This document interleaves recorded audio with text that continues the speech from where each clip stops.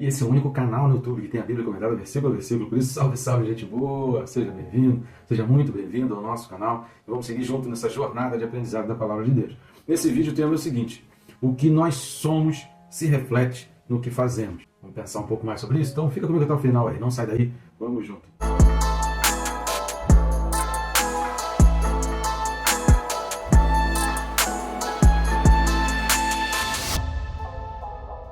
Rapidamente, você está assistindo esse vídeo, está iniciando essa jornada, mas ainda não está inscrito, clica aí, é rápido e fácil, você vai clicar no botão que está embaixo, inscrever, e eu recomendo também clicar no sininho. Inscrito, um sininho clicado aí, você vai sendo notificado a cada vídeo novo que a gente vai colocando aqui no canal. Além disso, como essas notificações acontecem de segunda a sábado às 6 da manhã, você vai sendo lembrado de que precisa estudar a palavra. Mesmo que você não assista aos nossos vídeos, mas esse alerta, esse lembrete, essa notificação vai te remeter à necessidade de estar estudando a palavra, tá certo? Então vamos lá ao texto desse vídeo, Hebreus capítulo 13, e os versículos são 1 e 2. Hebreus 13, 1 e 2 diz assim: Seja constante o amor fraternal, não negligencieis a hospitalidade, pois alguns, praticando-a, sem o saber, acolheram anjos.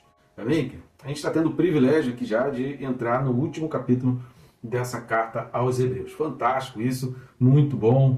Espero que você tenha gostado dos outros vídeos, que você tenha acompanhado, aprendizado muito grande. E nesse capítulo 13, que na carta que já está dirigindo para o final, a gente vai falar aí até o versículo 6 das questões da vida em comum dos cristãos, não é só de aspectos sociais, mas da própria vida.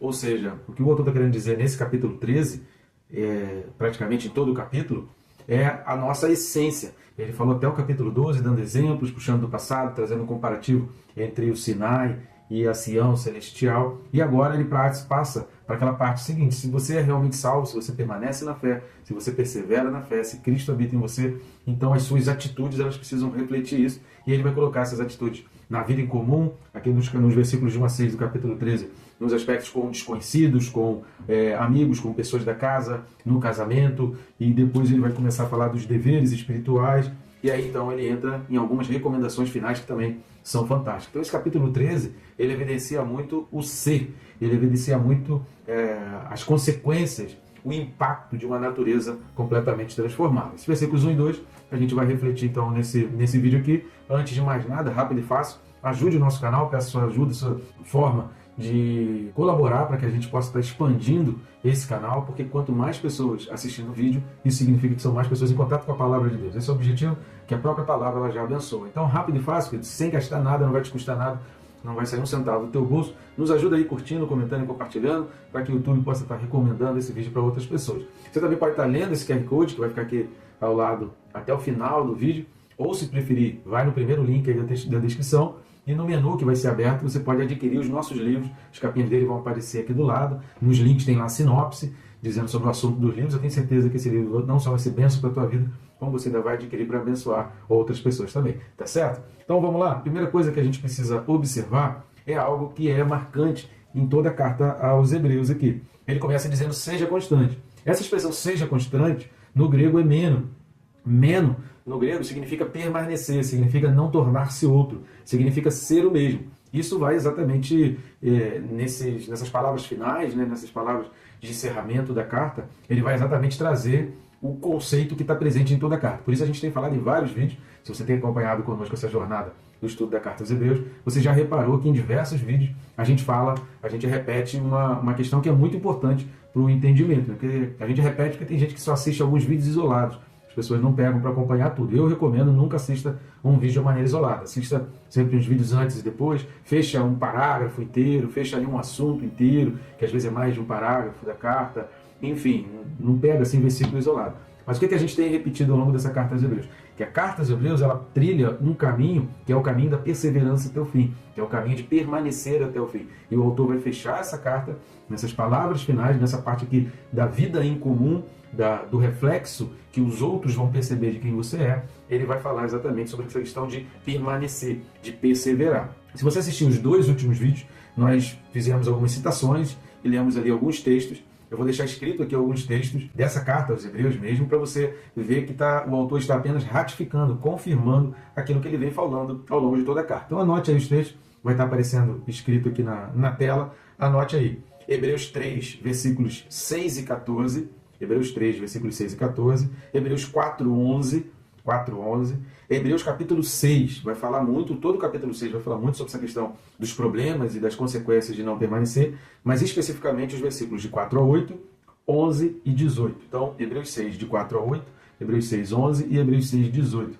E também você vai observar isso em Hebreus 10, 36 e Hebreus 12, versículos 1 e 7. Para você ver muita coisa, fora outros textos, outros trechos dessa carta, em que ele não fala especificamente sobre essa expressão, mas ele fala de confirmar, ele fala se guardar, se mantiver, que você deve permanecer. Então, ele usa outras expressões também ao longo da carta, mas é nítido que o caminho todo dessa carta fala de perseverança até o fim. Quando fala aqui de amor fraternal, em Hebreus 13, 1, a palavra aqui é Filadélfia, né? No original do grego aparece Filadélfia. Só que ela aparece precedida e no original aparece o artigo definido o. Então aparece um artigo definido especificando. Ou seja, isso está revelando atitudes que vêm de dentro. Quando ele cita aqui o artigo definido de Filadélfia, ele vai botar arro Filadélfia, ele está especificando que isso é algo que vem de dentro, que é uma coisa específica, que é o amor de cristãos, que é algo que precisa botar. Então ele está sendo bem específico.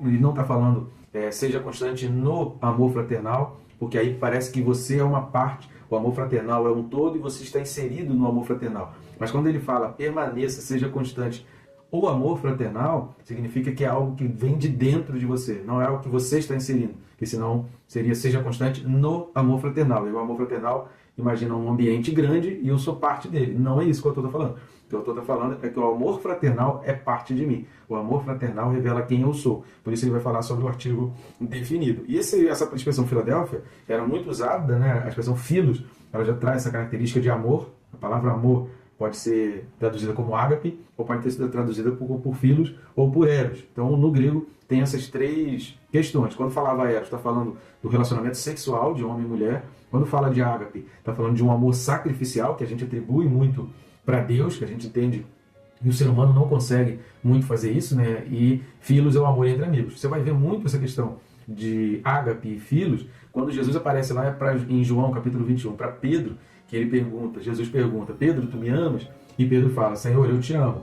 Jesus está perguntando as 3 vezes ágape e Pedro responde filéu. Pedro responde filhos. Então não era exatamente o que Jesus queria. Jesus não queria que Pedro exatamente tivesse por Jesus um amor como ele tem com os outros, mas que Pedro tivesse por Jesus o amor que fosse o fluir. E isso vai de encontro a outros textos bíblicos, que Jesus mesmo falou que nós seríamos um manancial, através de nós fluiriam rios de água viva, onde outros viriam beber, nós seríamos uma fonte onde outros viriam se alimentar em nós. O texto de Ezequiel, do rio da vida, enfim. Isso, e nós somos o canal, né? Nós somos esse fluir, o rio corre do trono de Deus e nós somos esse fluir, ou seja, o amor ágape, ele jorra de Deus, ele nasce em Deus e nós somos o fluir do amor de Deus.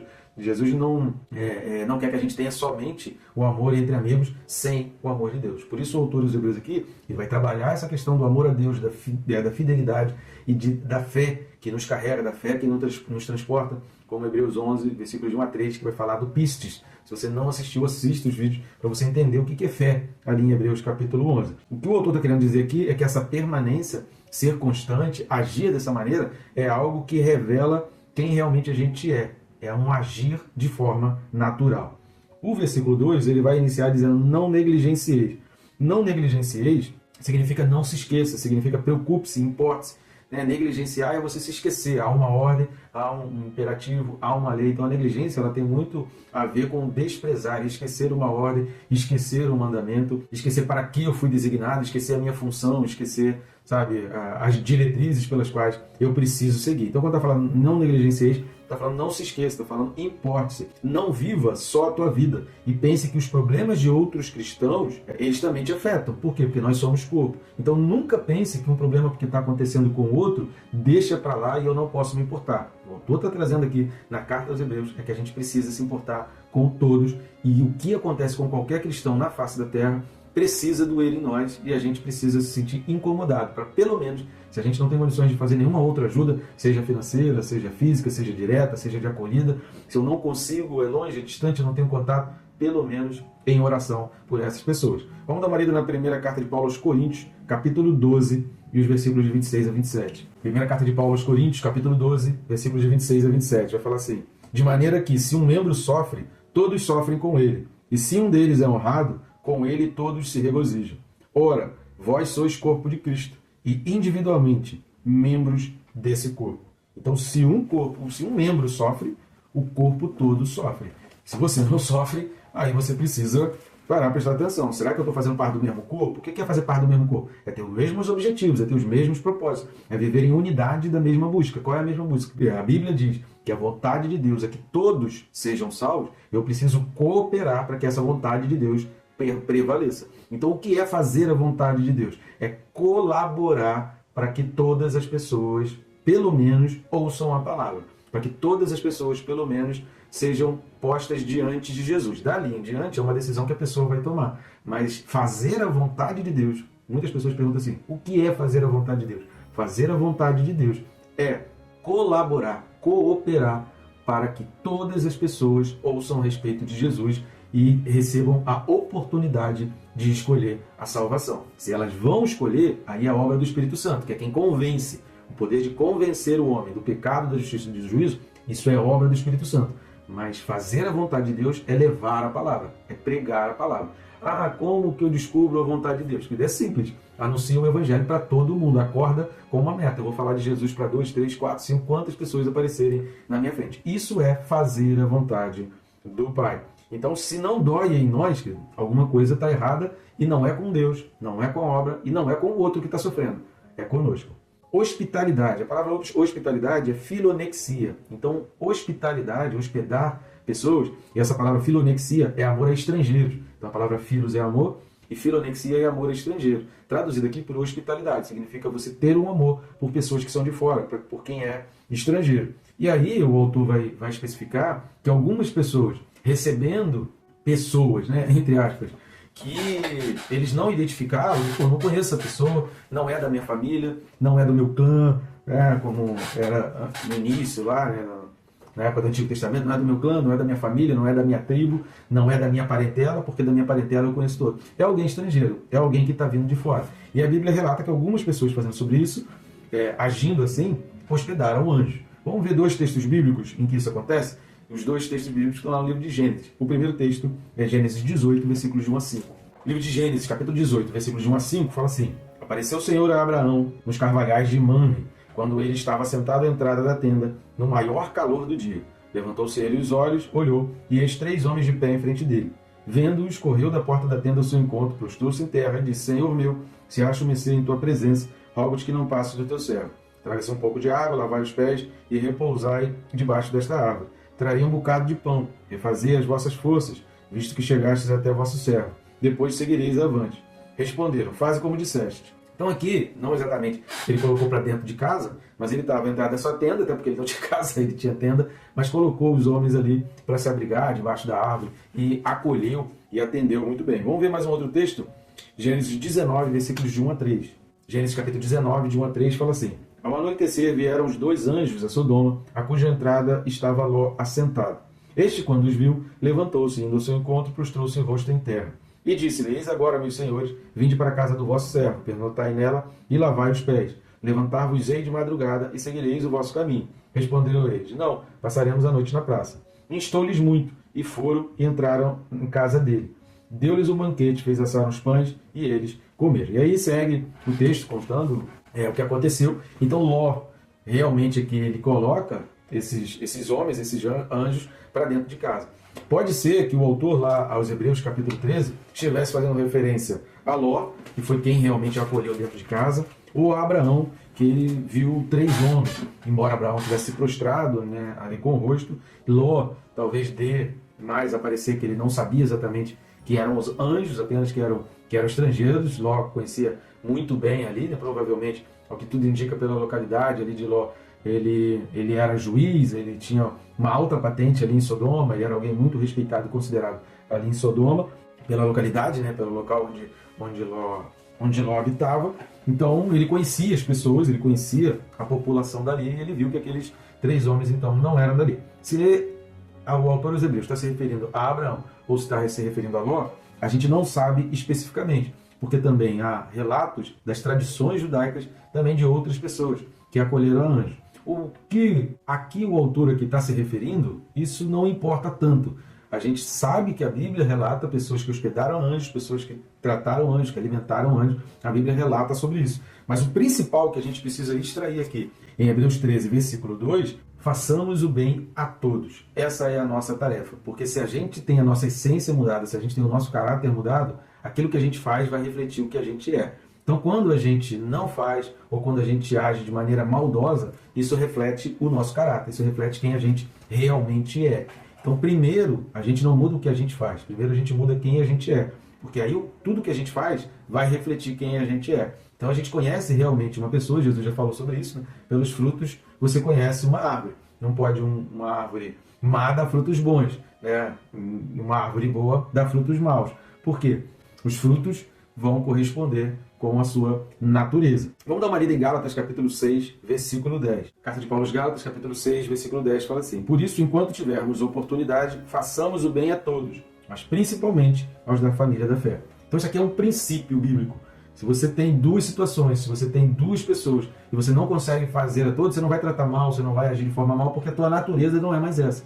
Mas se você tem que dar preferência, que seja a irmãos em Cristo, que talvez estão passando necessidade. Então você não pode deixar que pessoas que são irmãos em Cristo, pessoas que são firmes contigo na fé, padeçam necessidade, porque eles são do mesmo corpo. Você ajuda os outros com o objetivo de fazê-los entender que há uma natureza diferente, que há algo diferente em você, e através daquilo eles possam vir a se converter. Isso é muito importante a gente ler Gálatas 6, versículo 10, e a gente entender que a finalidade da igreja não é a ação social. A gente faz ação social para evidenciar uma natureza transformada e como pessoas com a natureza transformada ajudam a outras pessoas. Para quê? Para que essas pessoas que ainda não conhecem a Cristo, através, a gente nunca esqueça isso, através de uma ação social, através de uma cesta básica, possam vir conhecer a Cristo. Mas o objetivo, a finalidade, a vontade de Deus qual é?